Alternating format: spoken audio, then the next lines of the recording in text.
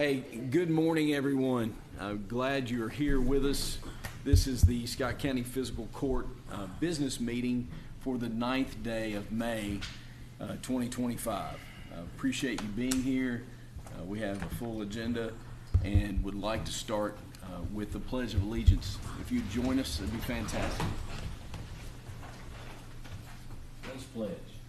Pledge allegiance to the flag of the United States of America and to the republic for which it stands, one nation, under God, indivisible, with liberty and justice for all.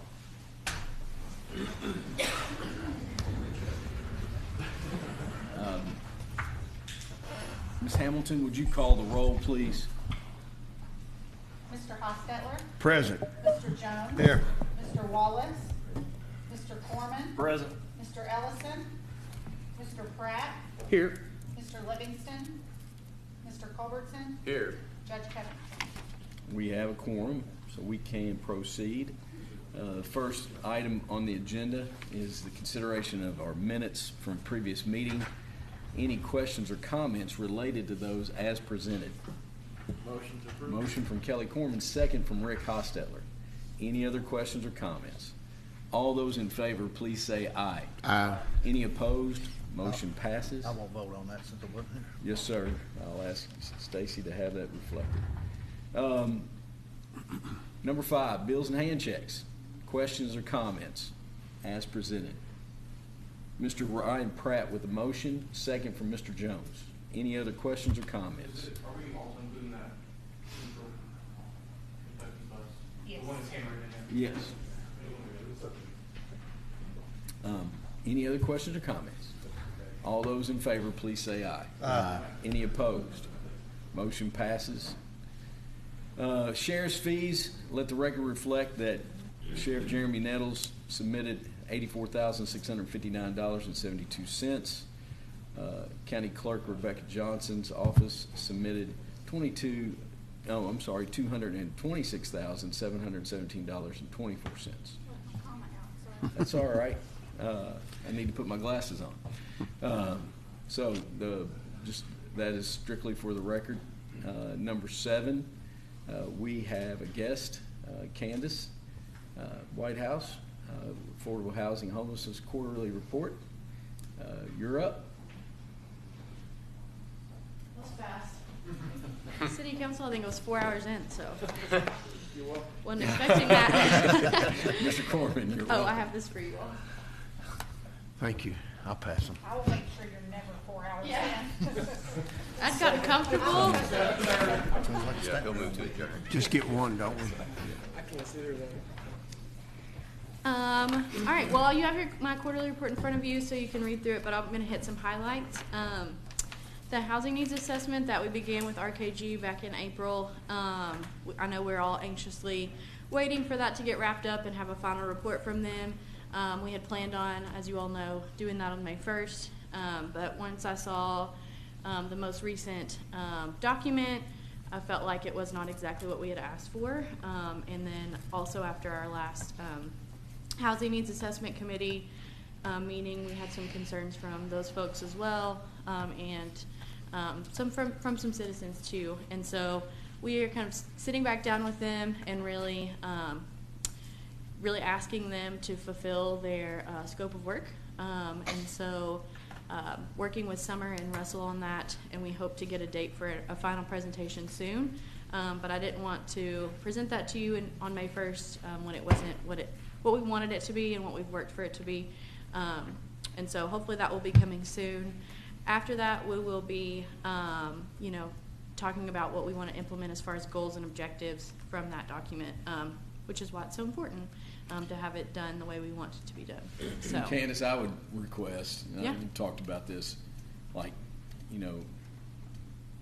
action items that come from looking at where we're at, what we have available, but those action items have other Kentucky communities, like where other initiatives have been implemented, Yeah. and like those are going to be great frames of reference for us to try to model after. And it doesn't have to just be Kentucky, of course, but but you have more comfort when it's, yeah, hey, we know these folks and this has worked for them. Yeah. Well, and one of the issues that we had with some of the goals in the most recent draft maybe weren't even very possible in Kentucky. So we want it to be specific to Kentucky, but also to Scott County, down to Georgetown. Like, we want it to be, things that are achievable for us. And so yes, for sure. And then one thing that we had talked about as well, or I talked about at one of those presentations, was we have a significant number of sober living facilities here in Georgetown. How does that fit into this picture, and like what can be done to assist those as well, and kind of have an assessment of those, and what's being done in other places that work well. So that's something I would like to see as a segment on this. Yeah. Rick, I stole your thunder. No. Because I know this was on Rick's mind as well. Well, and we've talked about not only, I guess, what you would call the sober living, but there are also some other facilities that are similar, but you might not quite call them sober living. I think there's a few different. I'm aware of at least two, I think, that kind of deal with ladies who might be experiencing abuse or something like that, and they're displaced, so they're at a facility here in Georgetown. I don't know how many of those are, but it's kind of all in that same arena, I guess. So I just wanted to add that as we were on that segment, and I'll let you continue unless someone else has another question. No, and that is something that I have pointed out as an area of concern, specifically, from you, Judge. So I will make sure that gets included. And I appreciate that. Thank you. Really, jumping down to our grant funding, our ESG grant, Kentucky Housing Corporation. We have been getting those funds into the community, and so Gathering Place has been doing some really great things with that. They have served 100 clients just in the low barrier shelter with those emergency shelter funds since July 2024. 16 of those clients have transitioned to their actual Gathering Place program, so going from the low barrier shelter that doesn't have a lot of structure in place, just really meeting basic needs, making sure that they are safe, to the Gathering Place shelter, which has like case management and some structure, and let's work on skills, things like that. And then 5 have gone straight from the low barrier shelter into housing, and so we love those numbers. We want to keep seeing those. Another thing that the emergency shelter funds have allowed us to do is Heather Johnson has opened that low barrier shelter now 24/7, which is a really big deal, and not a lot of communities have that. So if a community does have a low barrier shelter, a lot of times at 7, 8 a.m., they're kicked out because of cleaning and not having enough staff or funding. And so those folks are displaced out into the community, not having really anywhere to go for the day. So now Heather is allowing them to stay on property, receive support services if they choose. So that's a really big deal for our community, so people have somewhere to be all day, every day. And the Gathering Place is working on some initiatives themselves as well. Yes. And one of those with the city is the CDBG grant we're pursuing to actually construct a low barrier shelter. They are constantly full right now, and a lot of times try not to turn people away, but every once in a while they hit their capacity, and so that CDBG grant will help us to construct an actual building, so that way there's a place for the low barrier shelter to be. Another thing that will come of that is we'll be able to house different family units, and so a lot of times traditionally shelters are broken up into women and children and then single men, and family units don't look like that a lot of times, right? You have mom, dad, kids, you have uncle who has niece and nephew, just any kind of whatever that looks like, what family is defined to them. And so we want to be able to house them as they come and not add additional trauma or make them, have them make the choice to stay in the car so they can all stay together, things like that. And so that building, we're working to make it flexible to where different family units can stay. And that is something that I think pretty soon KHC is going to require anyway for funded partners. So kind of getting ahead of the game a little bit there, I feel like. So that'll be good too.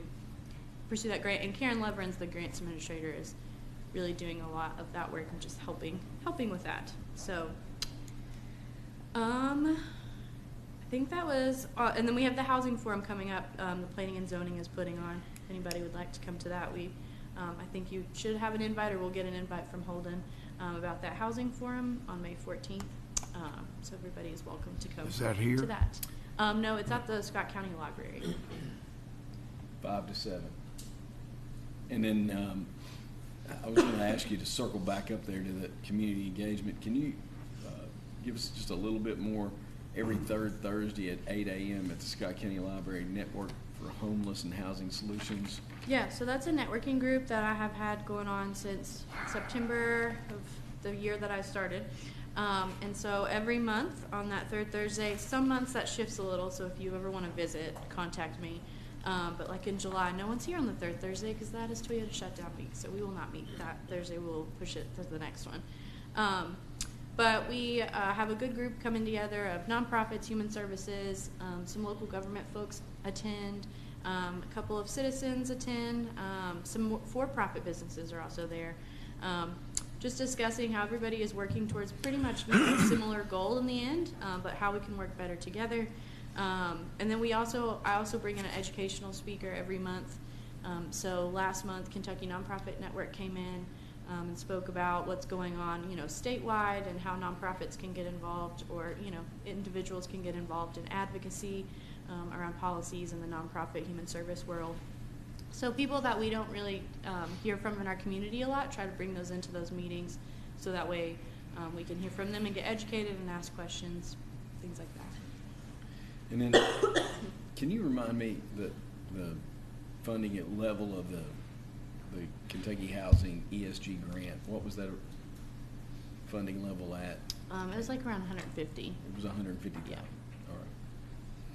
Questions or comments?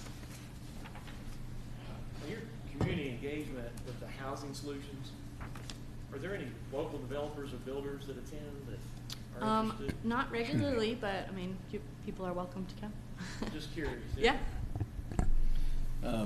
It might, like, reaching out to some local builders, and it might just be a great idea to kind of, once we get this housing needs assessment report back, I think it might be good for taking that and trying to pull them in and look at how they could maybe be part of the solution. So, For sure. anything else? Rick Hostetler. Did you say this upcoming Thursday morning meeting is not going to be the third Thursday? No, I think you said July because of Toyota shutdown. Yeah, we moved it up in July because of shutdown, and then also the June one is moved up because a lot of folks are out on that Juneteenth day. So the next ones be May 15th, June 26th, and July 24th are the next 3-month dates. Yeah. You mind to email that to us? Yeah, Or- yeah. That'd be great. I tried the third Thursday of July last year. Didn't go well. I forgot. The town leaves. All right. Well, thank you, Candace. Yes, And- thank you. All right. Road department bids, asphalt, paving materials, de-icing salt. JR and Stacy opened these bids on, I think was it Wednesday as well? So asphalt paving materials, Hamilton Hinkle was the only bid. Base at $79 a ton, surface at $81 a ton. And then the de-icing salt, there were 2 bids, Compass Minerals and Morton Salt. Compass Minerals was at $109.83 a ton. Morton Salt $115.93 a ton. So Compass Minerals being the lower one there. Questions or comments related to those 2 items? JR, we're pretty healthy. Like you've done, like you went on and bought some more salt to fill up your barn. Yes, we knew since we had a worse winter than we've had for several years, and it was widespread, we decided knowing salt would go up, we were going ahead and fill the barn on this past year's contract. And this year's contract price is $4.98 per ton higher. So. that Well, worked out good. You have wisdom there, JR, don't you? But we still need to, Well, no, we'll have to have two separate motions, and would there be a motion on the asphalt paving materials for Hamilton Inc.? Motion for the Hamilton Equal Asphalt. All right, motion, second from Rick. Any other questions or comments? All those in favor, please say aye. Aye. Any opposed? Motion passes. Then on the de-icing salt, the Compass Minerals at $109.83 a ton. Would there be a motion for that? Motion. Motion from Rob, second from Kelly. Any other questions or comments? All those in favor, please say aye. Aye. Any opposed? Motion passes. Thank you all very much on that. Library Board reappointment, received that from the Education and Labor Cabinet. Currently, Ms. Kathy Mattingly is serving, but her term expires on June 30th, 2025. She is eligible for a new 4-year term, and talked to Patty. She's doing a great job. With motion from Rob Jones for Kathy Mattingly, second from Kelly Corman. Any other questions or comments? All those in favor, please say aye. Aye. Any opposed? Motion passes. Now, this one, number 10 and number 11, these are two resolutions that are tied to the MOA that we have to sign with KYTC in this CCBIP bridge program. This is great news, and this is going to get us the ball rolling on getting these put out to bid and get the process on getting them repaired and done. So I'll ask Cam to read the resolution for 2506 for Mount Horeb, and then we'll circle back and then come back to the North Race Fork. All right, Scott County Fiscal Court, Resolution Number 2506, a resolution of the Scott County Fiscal Court adopting and approving the execution of a memorandum of agreement between the Scott County Fiscal Court and the Commonwealth of Kentucky Transportation Cabinet, Department of Highways, for and in the amount of $661,178 for the use of repairing and replacing a bridge on Mount Horeb Road, CR 1109, bridge ID number 105C00029N. Be it hereby resolved by the Scott County Fiscal Court that the Scott County Fiscal Court does hereby ratify and adopt all statements, representations, warranties, covenants, and agreements contained in said agreement, and does hereby accept the funds provided in said agreement, and by such acceptance agrees to all the terms and conditions therein stated, and the Scott County Judge Executive is hereby authorized and directed to sign said agreement as set forth on behalf of the Scott County Fiscal Court, and Scott County Fiscal Court Clerk is hereby authorized and directed to certify thereto this 9th day of May 2025. Questions or comments? I'd just like to say, appreciate, your quick work on it. I know JR was involved in that, and the state working with us. That was, because it's got several, I know on the North Race Fork, I've gotten a few calls, and it's got several families inconvenienced. It has to be, you can't help it, and I'm sure the same thing's going on with this bridge too, so. It is, and I mirror your comments and appreciate Judge and JR working on that so quick, because Mount Horeb, I've had a few calls. Yeah, and I think the Transportation Cabinet joined in on us pretty quick too, didn't No, they? it was a team effort. JR helped tremendously, and then HMB, putting the right people together and getting this done. Well, one other, I guess, question. So you're saying HMB is probably going to be the one to push this thing out for HMB will advertise for the bids and then help us assess. They've already done a lot of this legwork and backgrounding, right? It's all ready to go. So, I'll make a motion, Judge. Motion, second from Kelly. Any other questions or comments? All those in favor, please say aye. Aye.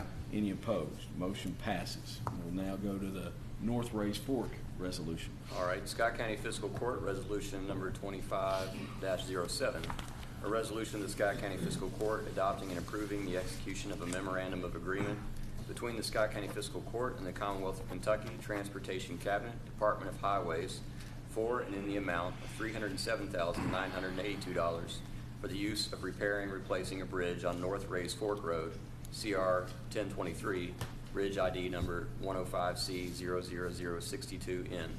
Be it hereby resolved by the Scott County Fiscal Court that the Scott County Fiscal Court does hereby ratify and adopt all statements, representations, warranties, covenants, and agreements contained in said agreement, and does hereby accept the funds provided in said agreement, and by such acceptance agrees to all the terms and conditions therein stated, and the Scott County Judge Executive is hereby authorized and directed to sign said agreement as set forth on behalf of the Scott County Fiscal Court, and the Scott County Fiscal Court Clerk is hereby authorized and directed to certify thereto. This is the 9th day of May 2025. Questions or comments? Motion from Rob Jones. Second. Second from Rick Hostetler. Any other questions or comments? All those in favor, please say aye. Aye.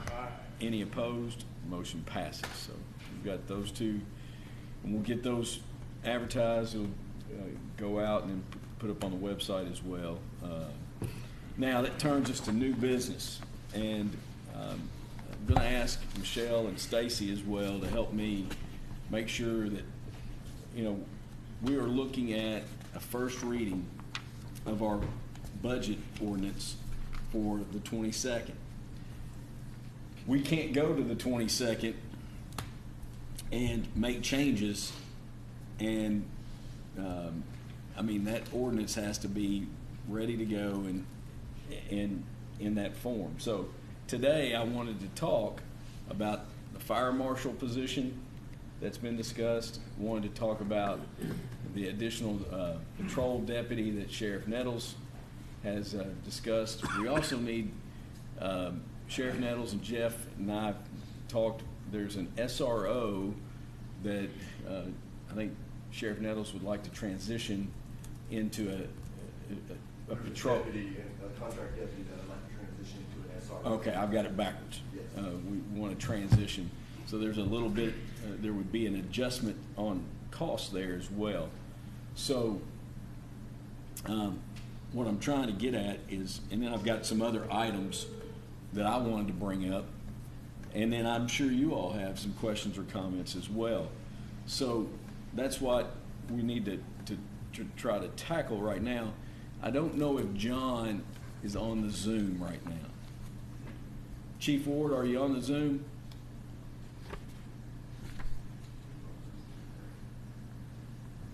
Yes, sir. I'm here. All right. Hey, good morning. Good morning. We know that you were coming back from that trip to kind of work on our fire truck order and make sure all the truck and the equipment on that is what you've spec'd out. But I shared the email document about the fire marshal position update that you shared, and also about the proposed salary. Can you share with the court kind of like the numbers that you came up with from the PVA? And you mentioned previously that you want to be more proactive when you're talking about safety and inspections, and just share some of the information, and then maybe talk a little bit, and Jeff can then talk a little bit about the proposed salary as well. Okay. Thank you all. We've actually reached out to PVA and got some data from them, and also Scott Hall of Revenue, and got data from him as well. PVA reported they had 224 parcels that are listed as like commercial, or I think they listed as places such as schools and such as that. But that's parcels. That doesn't include, say, multiple buildings on that parcel. For example, we just did a quick review and found 20 properties, and of those 20 properties, they had an additional 51 buildings on that property. And I'll give you another example, like, the pilots, where they may have run a gas station, convenience center, and also have a restaurant inside of it. that there would be two different inspections, because you're inspecting the restaurant and inspecting the pilot retail area. And pilot as well has a service center behind it. So there's the 224 is on the low end. That, in my estimation, I'd say we'd be approaching 350 at least. In that 224 did not include anything within the city limits of Stamping Ground. Like I said in my email, it would be my recommendation to enter into some type of agreement with Stamping Ground for us to take care of that as well. With Scott Hall revenue, he has 3,351 accounts that are paying taxes. But that's a very high number. That also would probably, it does include, like, say, if somebody's operating a business out of their house. That would 100%, that would 100% include home-based businesses as well. That's correct. And if the business is inside a residential house, we don't inspect that. We don't inspect anything as far as single-family residential. So that's kind of the data we got from both PVA and Scott Hall from revenue. Questions? Rick Hostetler. So, Chief, you mentioned an agreement with Stamping Ground. What about Sadieville? Isn't Love's in the city limits up there?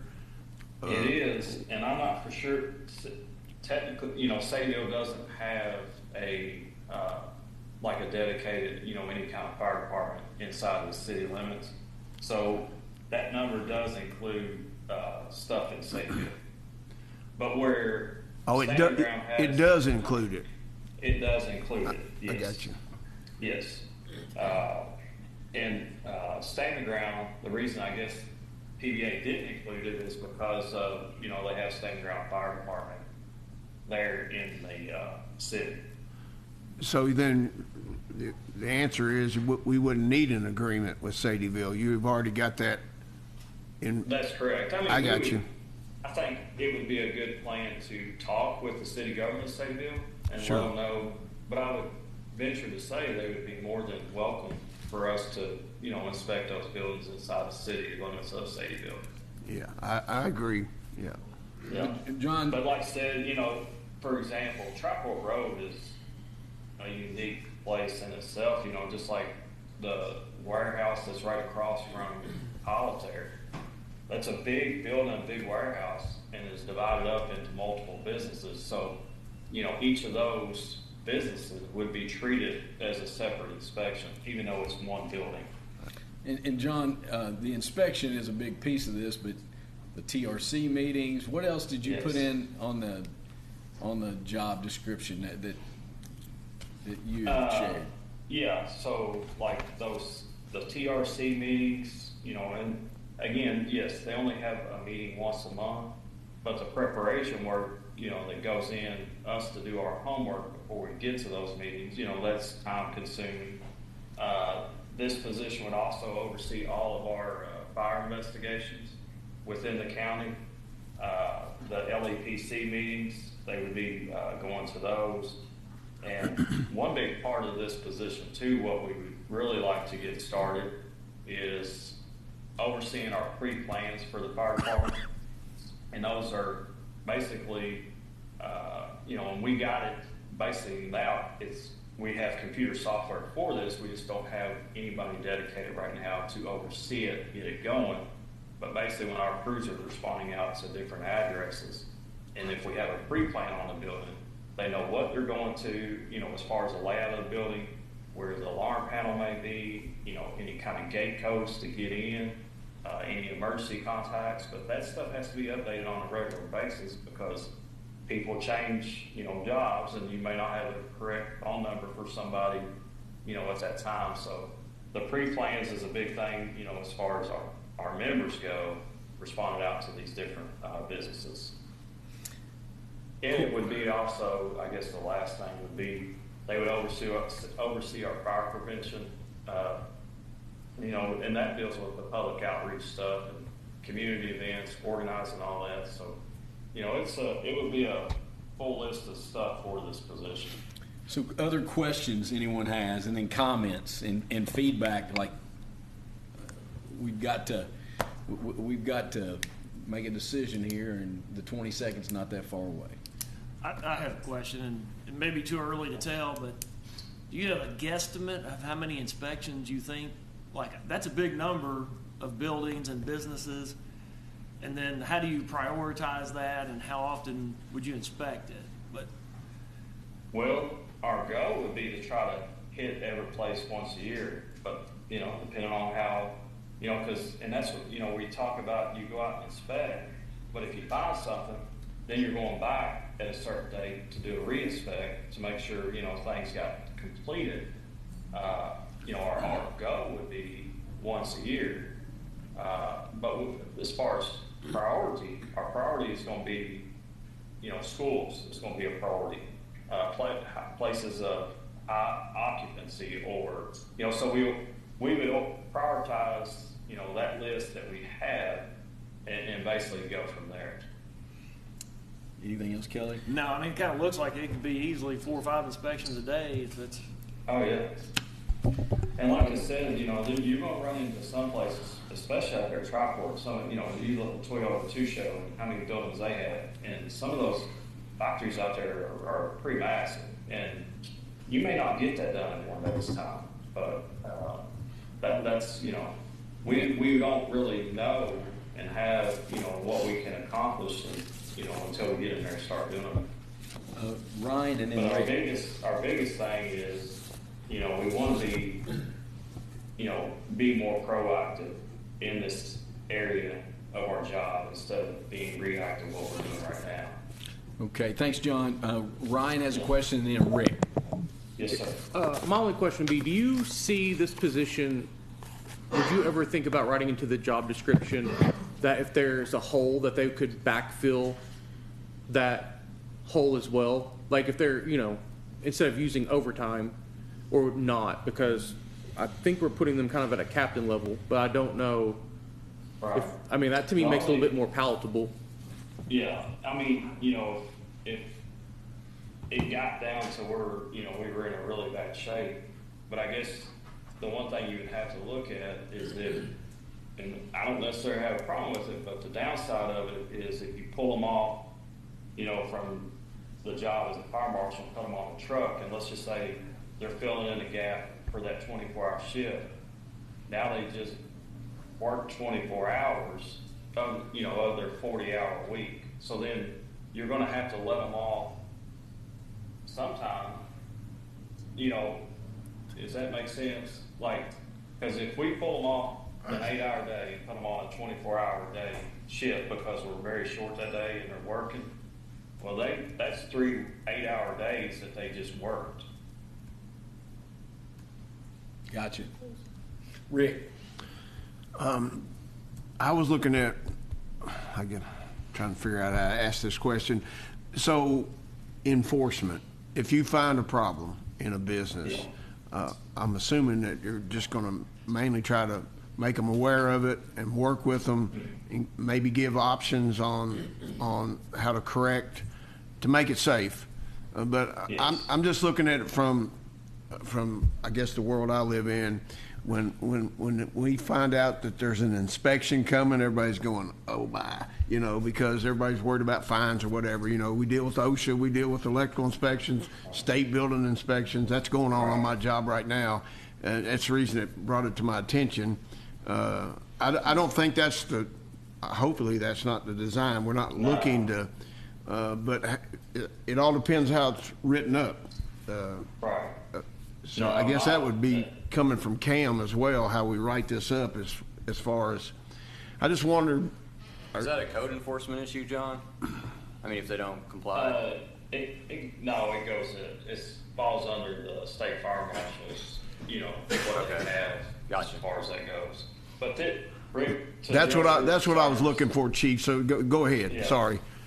Like, what I envision for this position is it gives us the ability to get out there in these businesses and to educate the business owners, the property owners. They may not realize that maybe what they're doing or how they're operating is a risk to the public, so whether it be, a locked exit door or stuff too close to electrical panels, they just may not be aware of that. And I look at this as a way for us to get out in these businesses, to educate them, to help inform them, you know, and because the biggest thing with this, like I said, being proactive, is that we prevent something from happening, you know.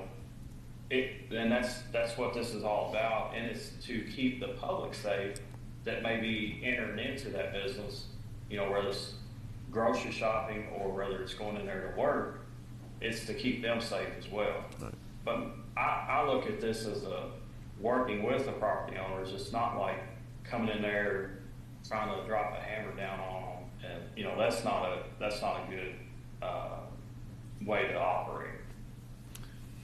Thank you. Any other questions for John? And then the one thing I was going to ask for feedback from John and Jeff was about the proposed salary. I think there was a little bit of an adjustment there. If Jeff could share. And yes, based upon some communications between John, myself, and Chief Judge Covington, they looked at adjusting the pay to the median between the captain and battalion chief positions, and that would be roughly $77,000. The benefits still associated with that job are $54,500, so you're looking at a cost of $131,000, and you know, it's just that the benefit costs are high for most positions, especially hazardous duty, and the biggest one is the retirement contribution, which is $27,500. Health insurance is $15,500. So those are the two biggies when you're looking at total cost of a position. Just wanted everybody to have that data as well. Any other comments or questions and just general feedback? All right. Rick. I mean, that's a big number, but, you know, with the data, with looking at how many properties are involved in, I've always thought that, and I think I'm right on this, I mean, one of our main focuses as a court member is public safety. And this is I can see this as a public safety issue, just revealing things where we got employees working or where we got people grocery shopping or whatever the case may be. So, you know, it's a big number, but we're continuing to grow. I had no idea this many properties. In my mind, I had no idea it'd be that many buildings and properties involved in what they would be covering. So that's just my thoughts. Just in the county, that's a lot of buildings just in the county. And, yeah. You know, hopefully Stamping Ground will come on board too, because I think they need it also. And I think it's a needed position. As we grow, we're just going to continue to add and add and add. So we need to. You have support for it? Yes. Okay. Anything else? I'm you know, speaking from looking at, you know, comments you all just made, we continue to grow, and I would rather deal with issues on the front end than on the back end after, you know, it's always messier on the back end. The safety aspect and such is what makes me want to support this. So, John, I appreciate it. Judge Magistrates, I really appreciate you all, you know, taking this into consideration, and I understand at the end of the day you all have to make your budget work, but I appreciate your all's time and into consideration in this. Well, you know, I think what goes through all of our heads is you know, is this a need? What is the data? Right. What is the job? Because we've said this before, once we put it in, it's very difficult to take it out. It's like the toothpaste in the tube. Once the toothpaste out of the tube, you can't put it back in. And I think the concern is just being good stewards and wanting to make sure that the money that we're allocating is a need and really is going to impact safety and impact the community. Rick? Well, I'll just add this to it, thinking about Sheriff Nettles' request, again, it goes to public safety. And I know, and the SROs, and I know the court's funding a lot of those, and the argument can be made, well, that's the school system. To me, it's the same taxpayers that are paying all those bills. And we're looking to protect our community. It even goes to the resolutions for the bridges.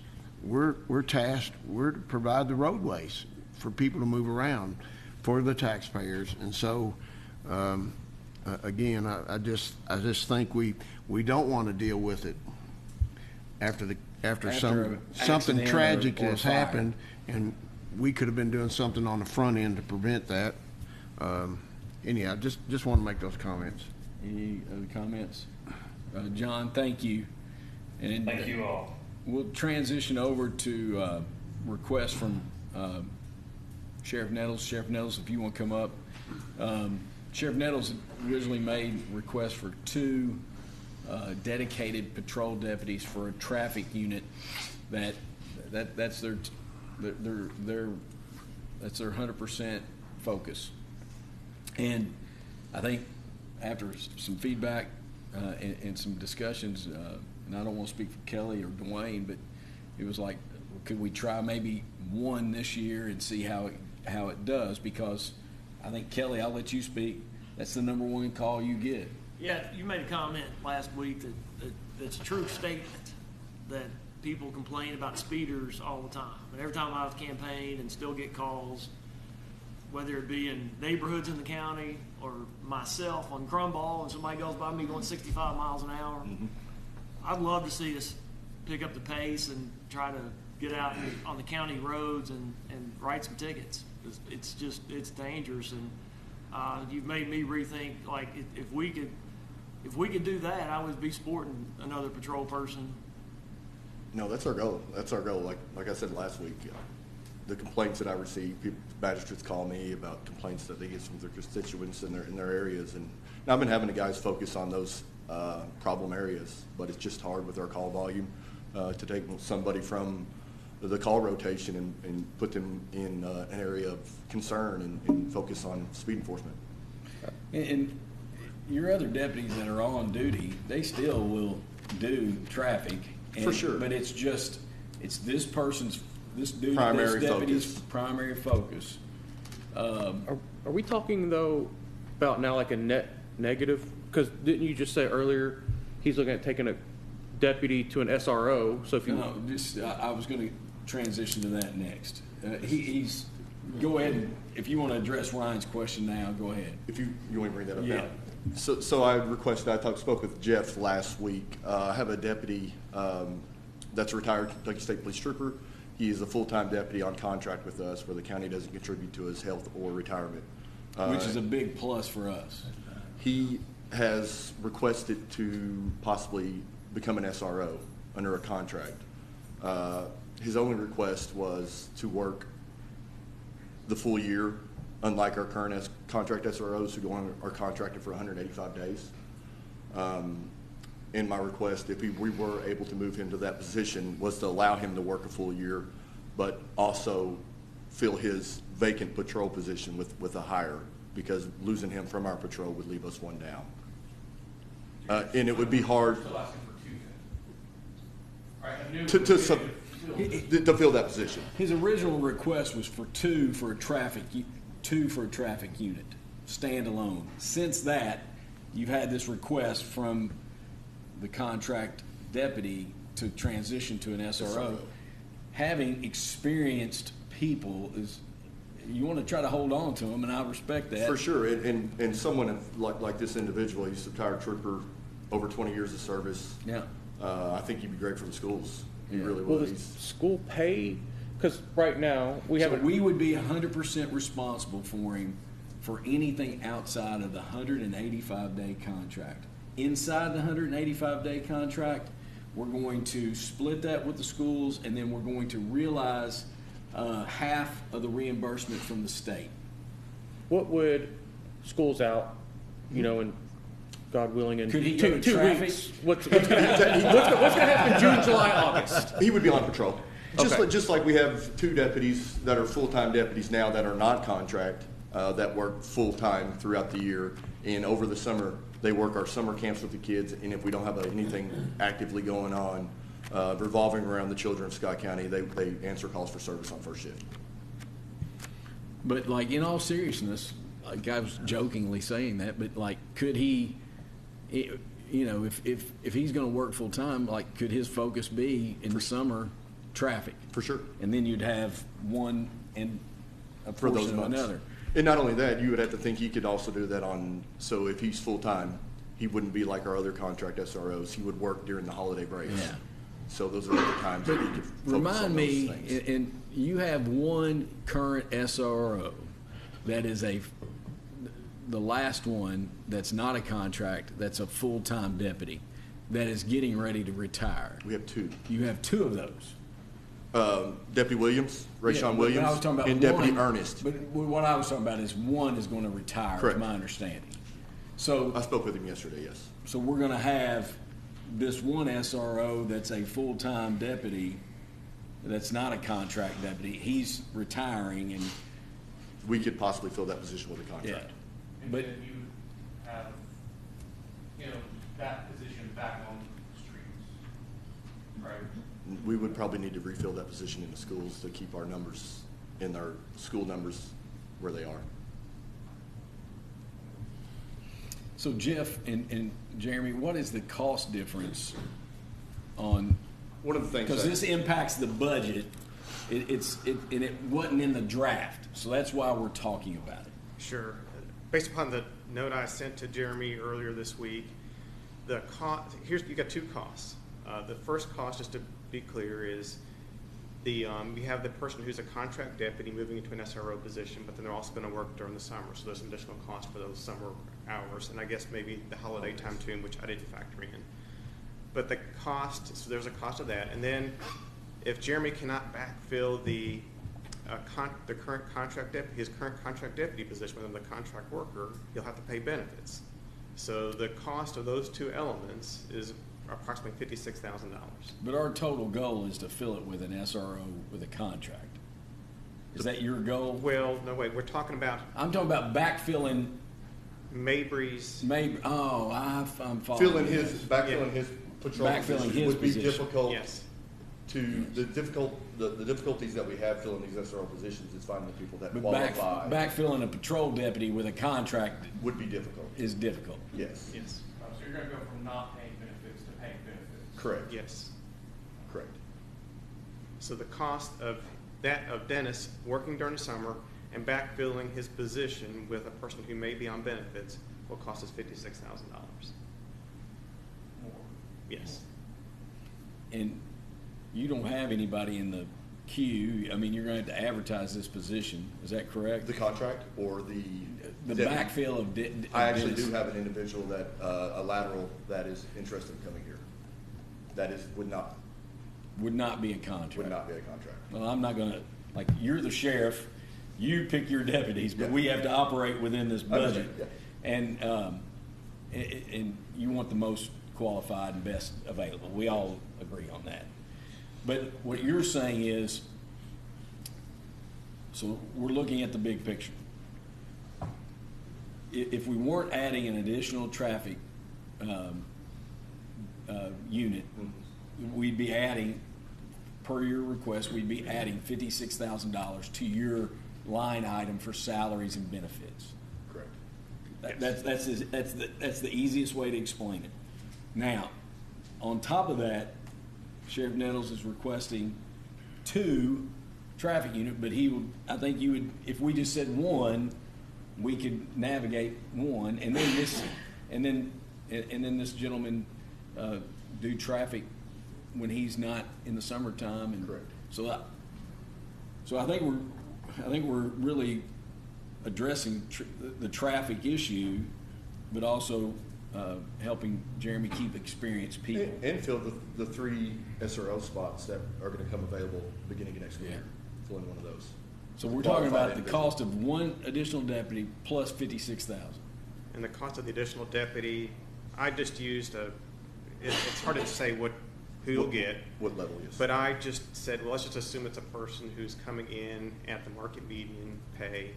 That would be $62,370. If you add on the benefits of $46,000, you're looking at a total cost of $108,000, $108,600. So Ryan? I assume you're gonna need, like, at least one vehicle then as well? We spoke about vehicles. I've included that in my budget. We'll make do with what the court agrees to on that. I've talked to Sheriff Nettles and Lieutenant Brenniger sent an email.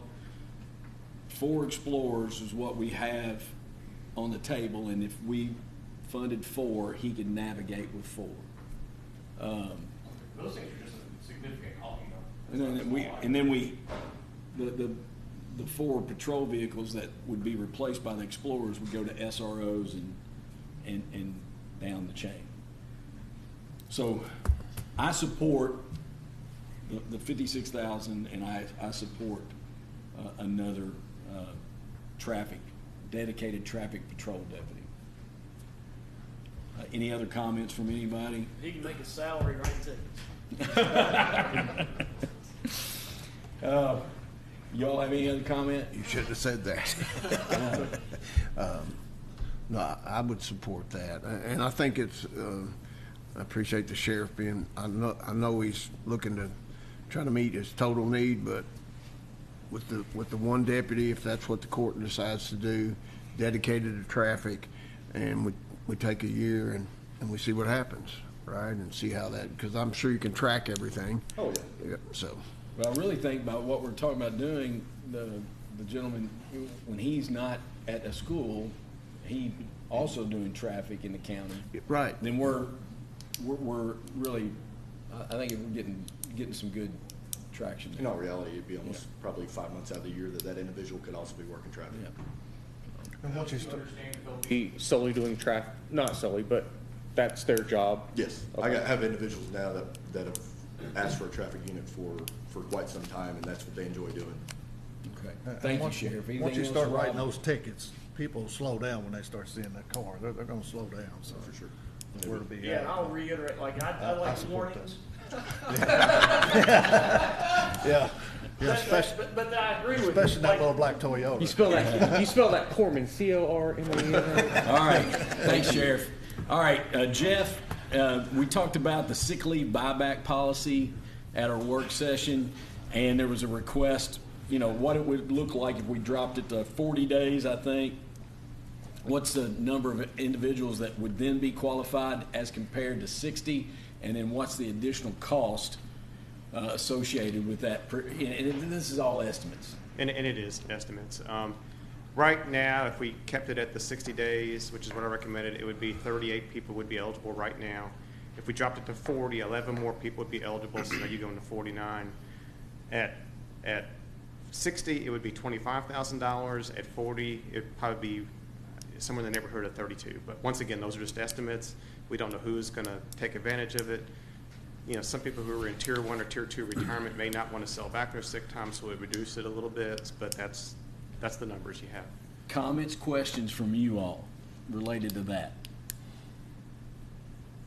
I said last week, I'll say again, I would keep it at the 60 just for the short-term disability for the benefit of the employees, but that's just me. I mean, I think that's the logical, And that's based upon the found medical leave guidelines. FMLA. Yes. Yeah. yeah. Questions or comments down here? All right, thanks, Jeff. Thank you. I support leaving it in at 60 and seeing how it goes.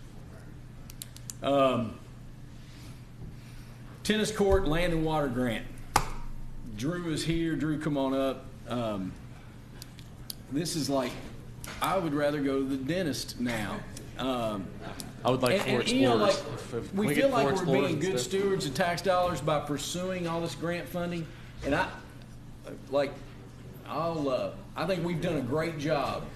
Like, we have, significant efforts to do this, and we don't have a grant writer.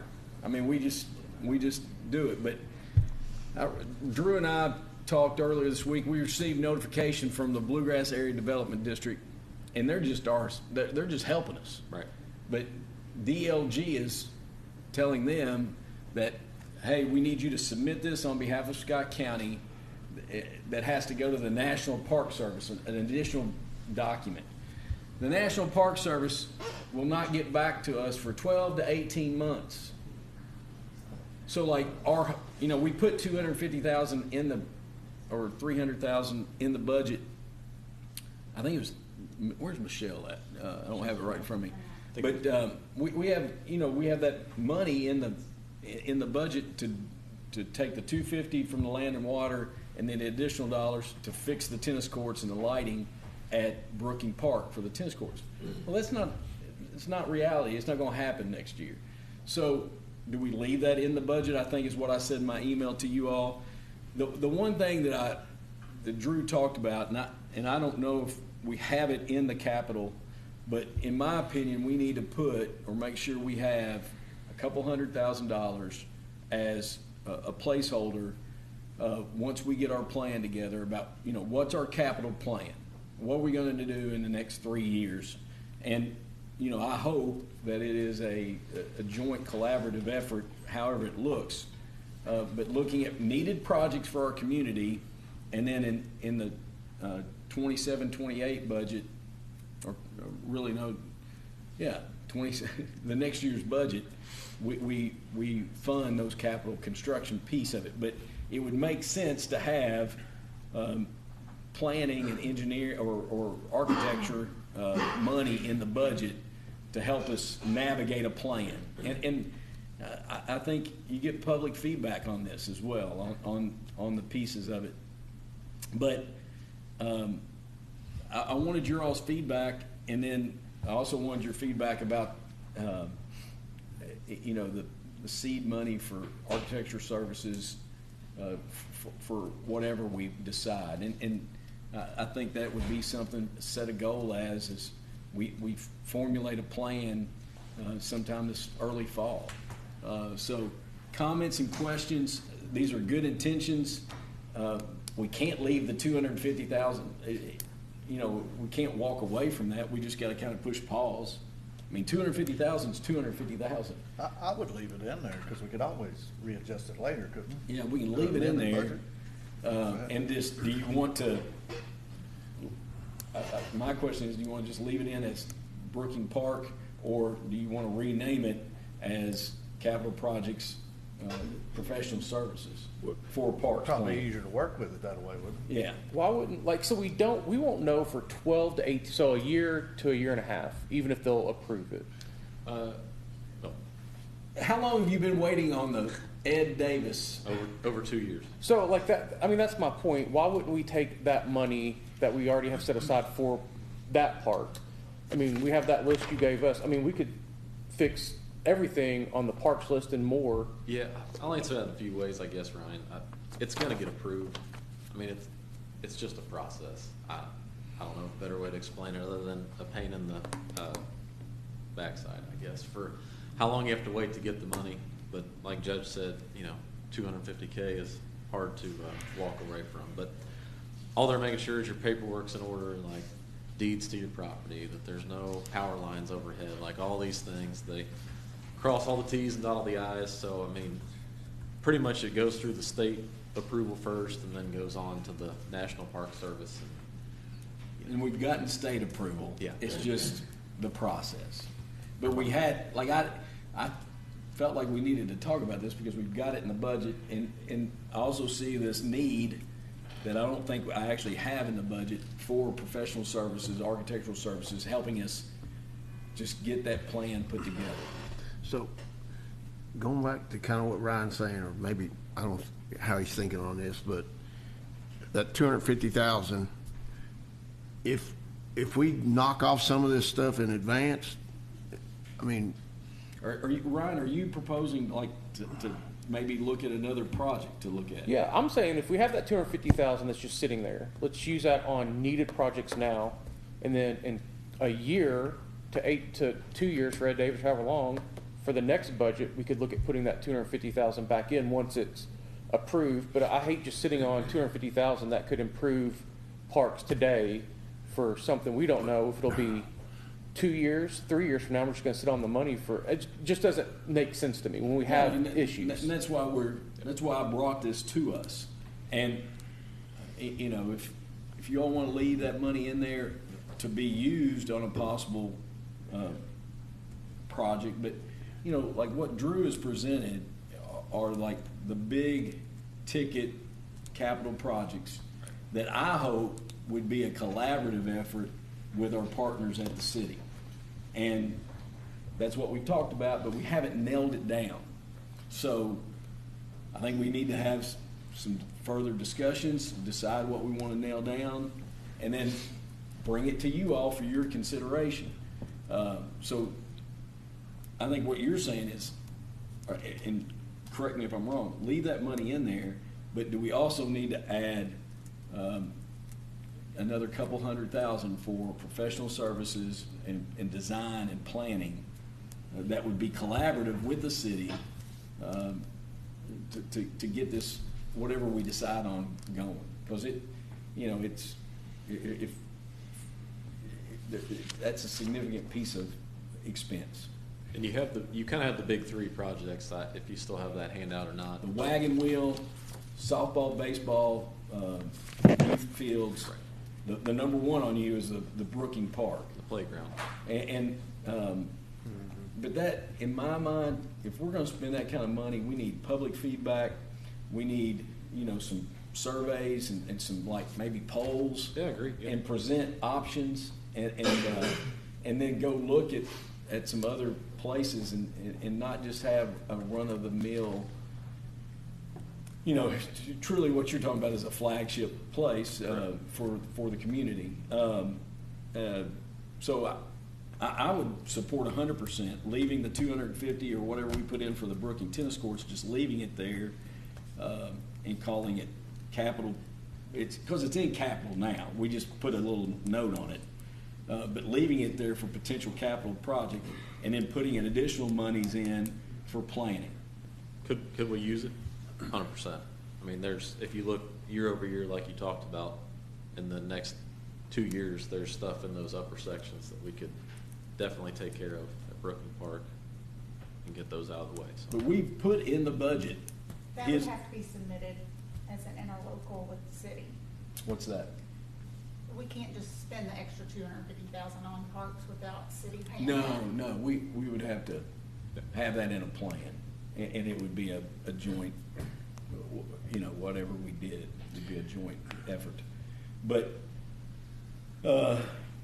I think that's what I would like to consider doing, leaving the money in the capital and taking Brooking tennis courts off of it or just putting future capital project. And I bring everything to y'all, so it's always going to be a conversation.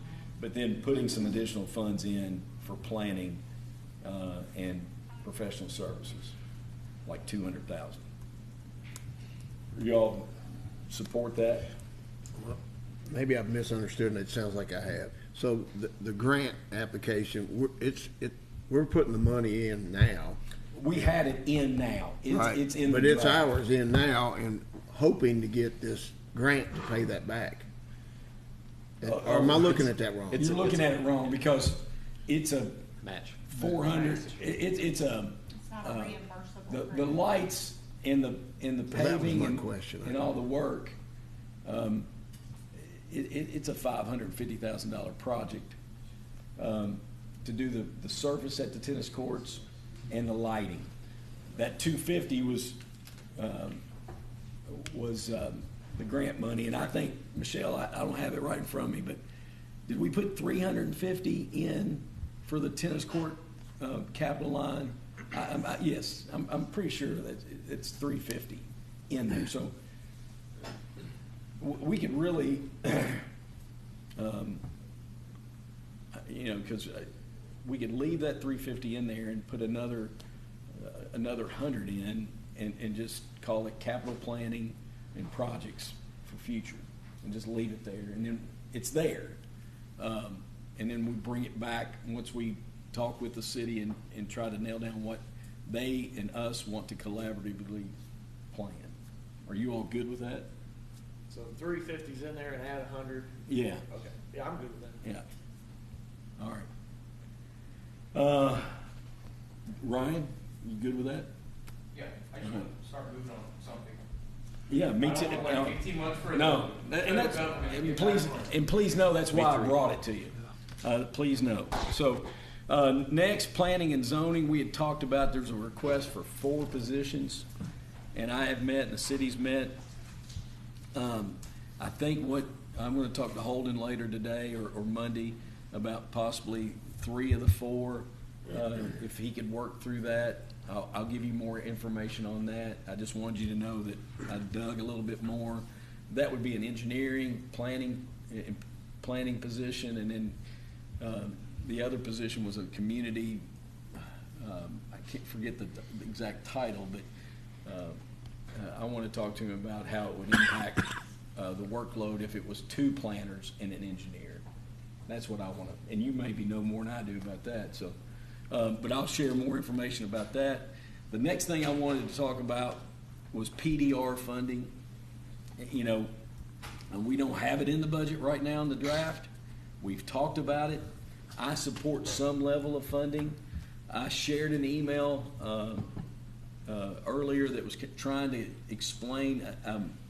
Ryan had a question about the value of the appraised value of the land and having to have that updated on what was already in the queue of applications. And I shared that with you all. We might need a little bit more clarity on that, and I'll try to get a little bit more clarity on it. But I support putting some funds into the budget for that program. And here's the other question. We can put in an application, but we do not know if the federal dollars will be there. It's just an uncertain thing. But I do think with the ordinance that's already on the books, and I think there's a lot of discussion about preservation and looking at long term. What if we just put in, I'd thrown out the $500,000 number. If you did that and could do that over a decade, how many acres could we set aside that would not be developed and that would be preserving prime farmland? I think that's the whole goal. So I'd love to hear feedback from you all about that. Yeah, I mean, I'll start with what my question was, and I would love to hear what Kelly has to say about this. They share the sheet with us that has the top 8 ranked. We don't know where they are or anything like that, but they have their estimate cost per acre. They range between $2,500 an acre, and the highest is $3,800 an acre. Like the number 1 ranking is 120 acres at $3,800 an acre, and they say the estimate cost can be $456,000. I don't know how old this sheet is. They still haven't really answered that, but I just don't think there's any way that any prime farmland in Scott County, Kentucky in 2025 is anywhere close to $3,800 an acre. I mean, I think for even that one that's ranked number 1 at 120, you'd be lucky to get that for anything less than $1.5 or $2 million. I don't even think you're going to touch it at that. So I mean, part of the program is it's blind. Well, I know, and I just don't think those cost per acre. And again, I'd like to hear Kelly's on this. I just don't know. Even if we put in $500,000 to the PDR, I don't even think we're going to touch any of the properties on this list. We're not going to get close to any of them with the current cost per acre. So that's my thoughts. Like, that's my concern is I think to get anywhere close to any of these, like number 2 is 125 acres. Like the lowest on here is 45 acres, and that's the 7th ranked. There's one on here is 380 acres. Like, I just don't know that 500,000 gets us like close to any of these parcels at current land value. So if you look at the bottom of that sheet, you have that. Yeah. It says the estimated cost per acres on historical data from appraisals and will need to be revised according to actual appraisal. So here's my thought, and I would support doing $500,000, and if the program gets funded and we get an appraisal and it's $1.5 million and it's just the value so much that we just can't support the program, then we have tried, but market forces have put us out. Because I'm like you, and I think I know what you're getting at, is like we're not going to put that kind of money into saving 100 acres. but we'd have to cross that bridge when we get there. I think we'd have to commit to maybe putting this in there, which I think is part of the solution to trying to serve, keep some of our prime farmland. But just go through the process, and if it works, but if not, then. So I want to ask that, so if we just put the funding in and then let the appraisal be done, and it's not going to be, it's not going to touch 100 acres. Right. Then we could say, Can we right now, move we're that not- money later on? Yeah. Can that money then be used for something else? Oh, it We'd just, put it back in, right. yeah, It just but wouldn't be used. that money, but what you're saying, Kelly, is there's a point there where we could say, we're not going to sign off on that. And I need to go back and review the documents, because I'm not sure how much stuff is negotiable in this process. So if we went to this 100 acres and said, we've got this much money set aside, would you be willing to sign this, This permanent agreement? easement, conservation Right, easement. for X amount of dollars? Even though this is way below market value, you may have somebody still say, yes, I'll do that. That's my question. Is the PDR based on the market value or what the PVA says? Appraisal. A current appraisal. Yeah, they said, Bill Dawson sent that Joe Pat, he said you would go through a fair market appraisal, and that's what it would be, that's what they would base it off of. But my guess is, if I own the land and they come in and said, would you sign this for, 5,000 an acre, which is what we can afford, and it's worth 15,000 an acre, you're probably not gonna get anybody signed anyway. Can you go, do you all know, I know But this, if it's a farmer that wants to keep it a farm, he may sign that in. I agree with that. money. You never So know. that's what you all are saying, like, maybe let it play out. That's what I I would mean, at do. least we did something instead of nothing. do you, I know that, I think maybe Rick might be the only one here for the old PDR program. Like once you get down to number Is he saying something about you, Rick? No, he's talking about Kelly too. He's been once there you too. once you get down to number 7, I just like to ask my elders. Once you get down to number 7, number 7 is 45 acres. Can you skip? Like, can you go down the list, or do you have to go to number 1? Like, I don't know that answer. Well, if we're going to partner with the federal government, which is, everybody's got to remember that these numbers you're talking about, we're not going to touch anything by ourselves. No, I know that, but- Right. And if the federal money wasn't there, then we wouldn't pursue it. Probably not. But again, you're open, at least we're opening up an avenue to try to see what can happen. So the answer to your question, Ryan, from my point of view is that they're pretty, it's a pretty rigorous process.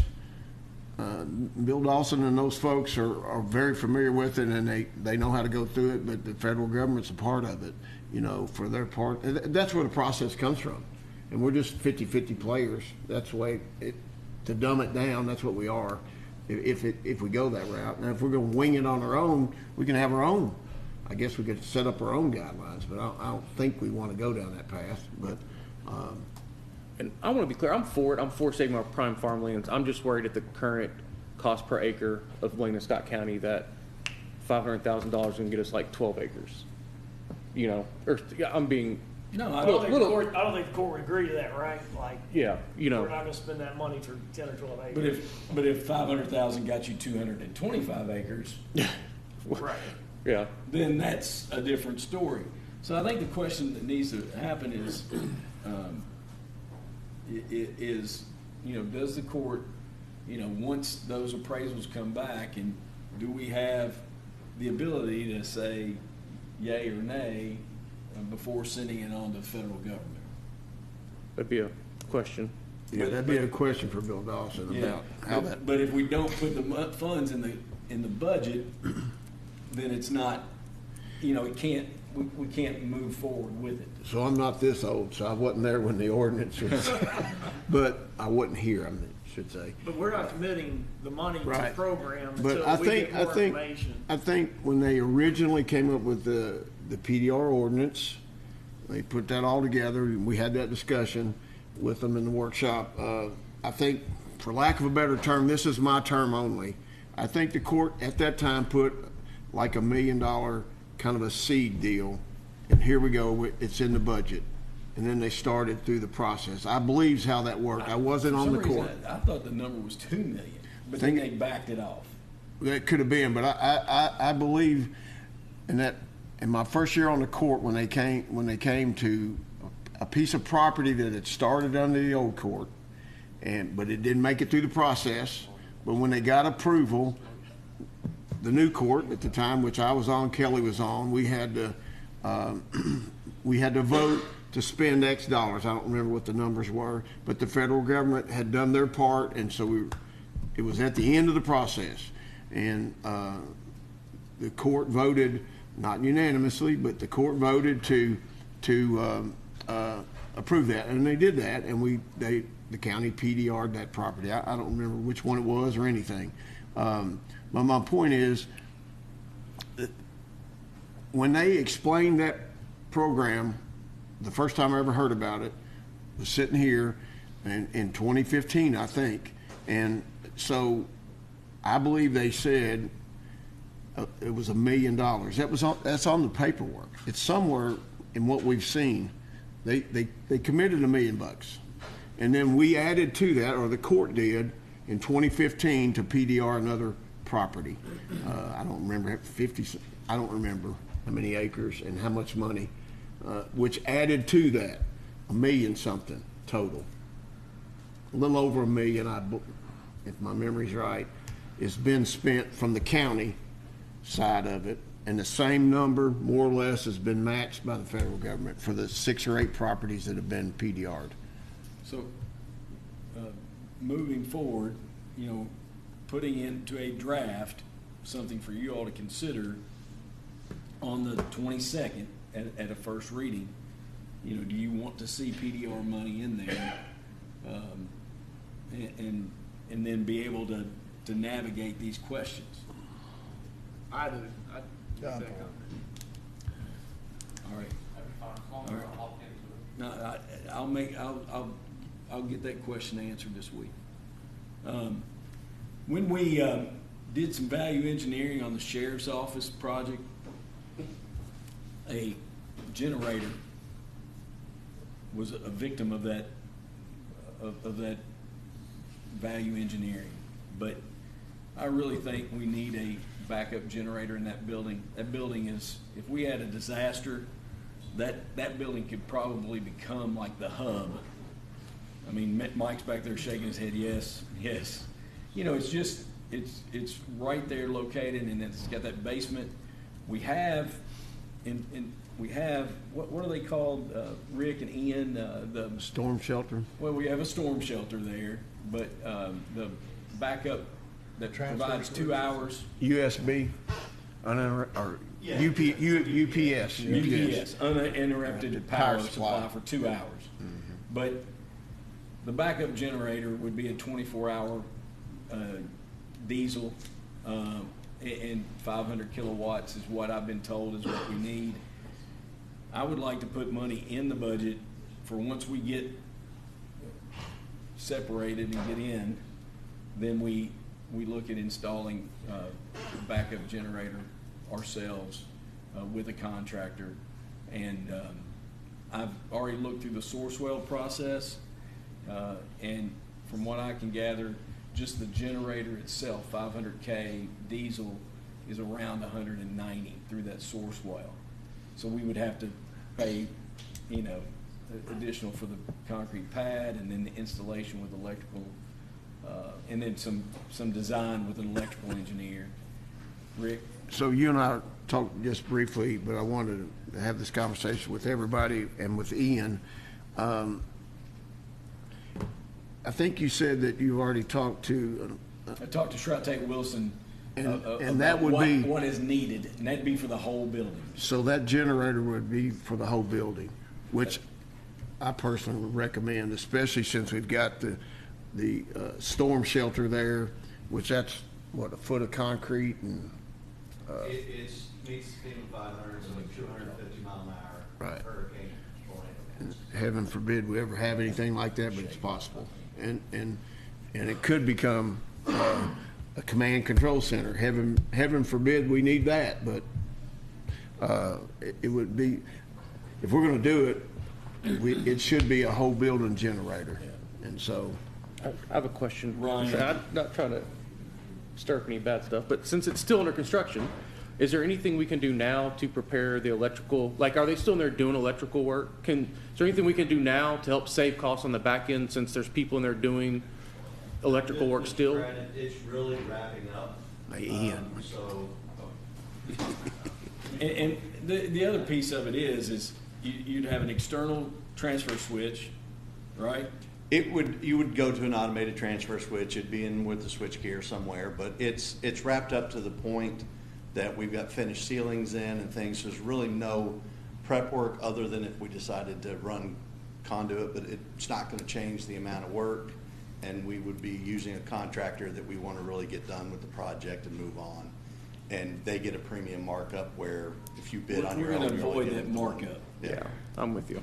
Yeah. All right, I just try and save money if they're still in there just doing It stuff. would cost more if we started it now than if you did it as a separate project. All right, thank you.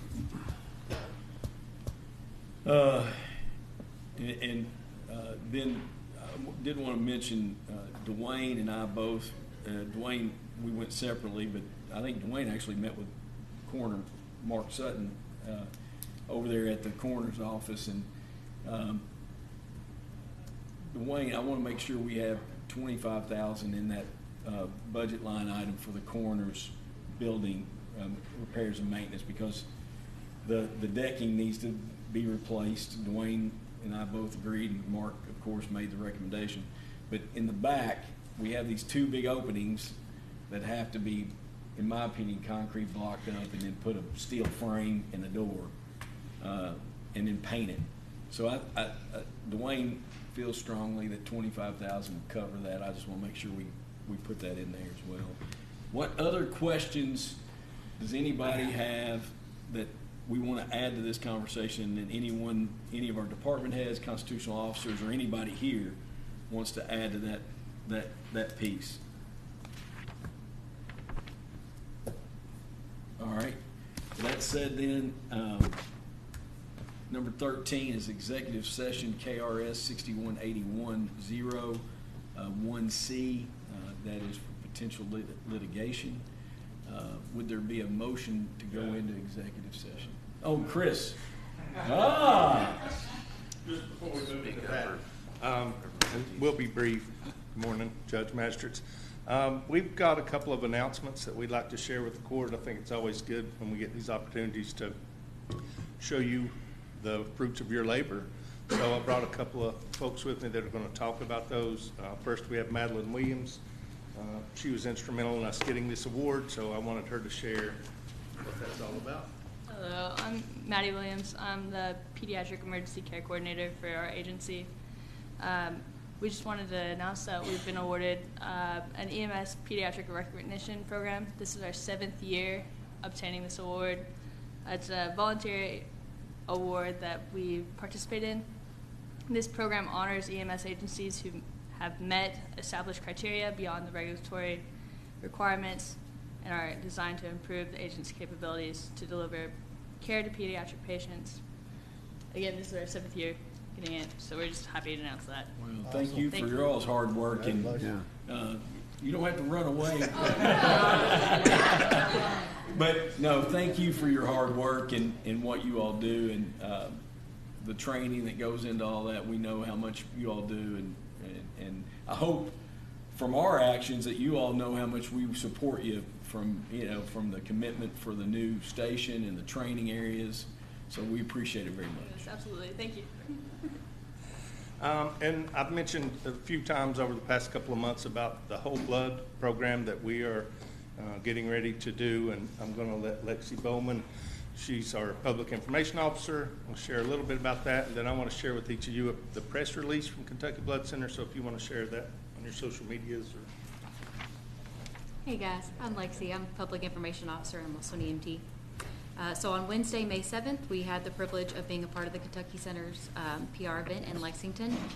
And the purpose of the event was to announce to the local media that effective June 2nd, 2025, Georgetown Scott County EMS, as well as 3 other agencies, will begin carrying whole blood on our supervisor units. Georgetown Scott County EMS has always had a simple mission, and that is to provide the best possible care for the Scott Countyans.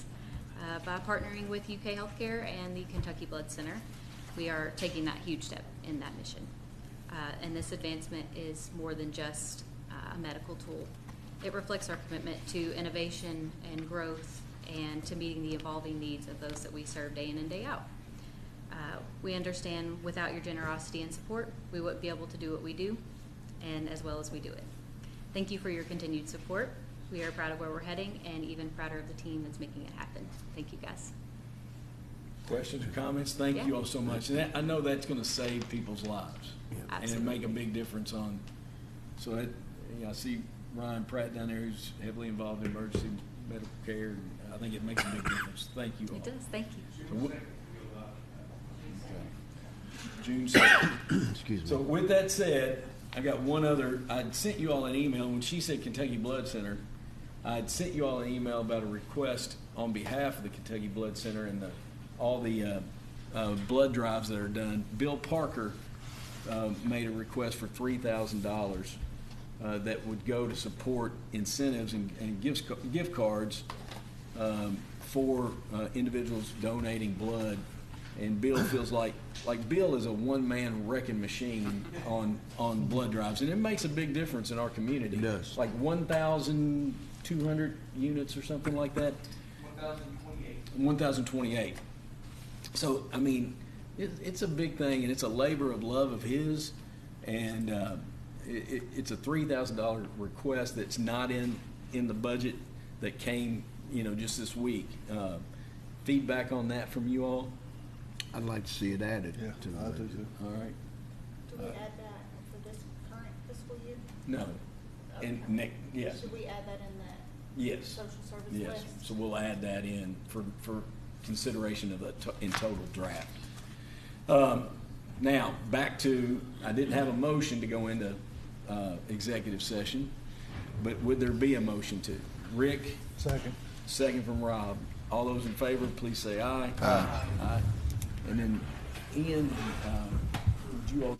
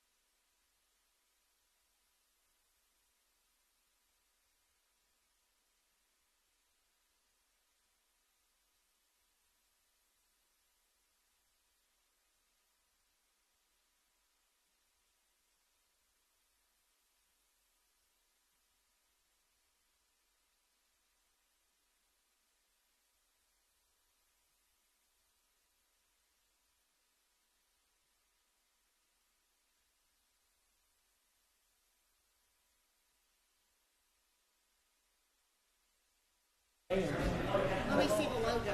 It was in there. It was on there. It's a nice one. Ian. Hey, JR, is that Ian's? Ian. I can see him being a member of the national. Yeah. Will you ask him if it's his? Okay. All right. Whose is it? Oh, It's Chris. It's Chris. It's Chris. All right. Is there a motion to come out of executive session? Motion. Motion from Rick, second from Rob Jones. All those in favor, please say aye. Aye. Any opposed? We are out of executive session. Coming from executive session, we have two separate items. One is to address concern with the contractor, general contractor at the sheriff's office, and to notify that entity of those concerns and the bonding agent. Would there be a motion to do that? Judge, I'll make a motion that we send a letter to the VEER and the bonding agency notifying them that we expect nothing less than 100% completion of the building.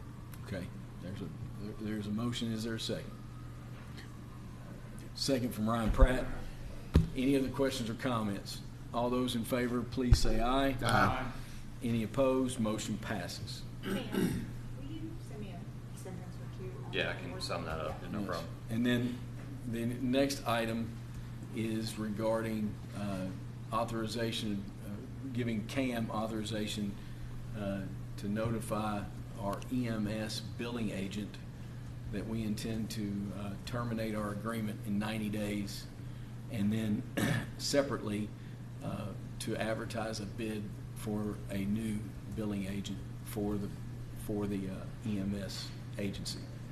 Would there be a motion for that? Yeah, I'll make a motion to authorize CAM to notify AMB per our contract of the 90-day termination of the agreement and to place out bids for a new ambulance billing company. Any second from Rick. Any other questions or comments? All those in favor, please say aye. Aye. Any opposed? Motion passes. Is there a motion to adjourn? Judge, the ribbon cutting tomorrow. Ribbon cutting tomorrow, 8:30 a.m. Right down at the. Thank you for reminding me. 8:30 a.m. right here at the market. At the market. So everybody be there, please. Motion to adjourn. Motion second from Rick. All those in favor? Aye. We are adjourned.